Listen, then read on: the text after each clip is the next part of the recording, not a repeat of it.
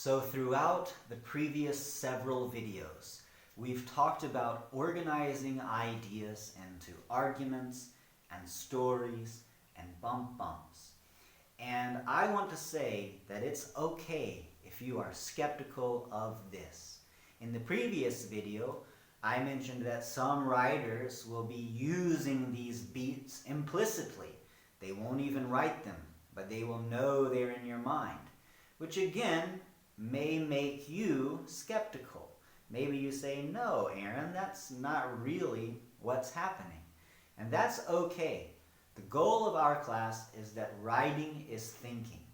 And this is the best of my thinking for now. I have tried to think about this in a way that can help you.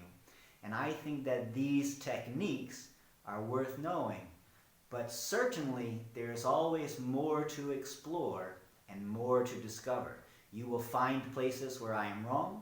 You will find places where the things I teach can be improved. And that's okay.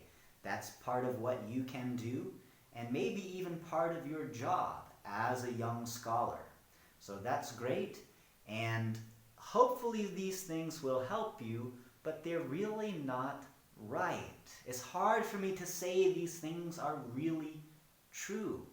As with any practice that is integral to life, you just have to do it, right? Like talking to someone, singing a song, fighting someone, dancing, cooking. There are things that can help you cook well or play music well. There are techniques that can help you write well. But the real crucible is just, do you connect with someone? Does the food taste good? Do you win the fight? Is the song beautiful? I think this can help, but really, you have to do it for yourself. And if you think this stuff is wrong, that's okay. Life is something we are all figuring out together, and if we believe that writing is thinking, and thinking is integral to humanity, then this is something we're figuring out just like everything else. And even the things we think we really know, like science. Science is not as absolute as you might believe.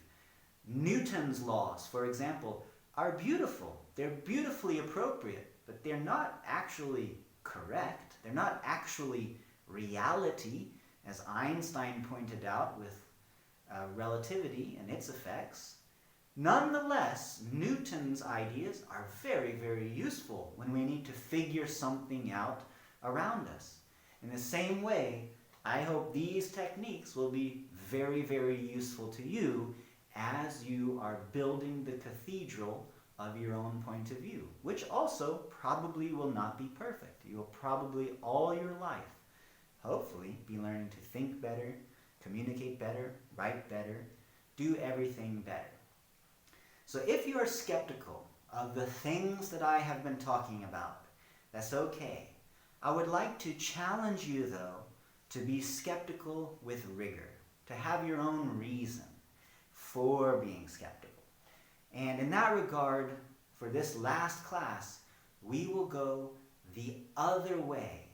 So these last several classes before this video, we've organized our ideas. Now we are going to try to disorganize our ideas. We want to push ourselves in both directions.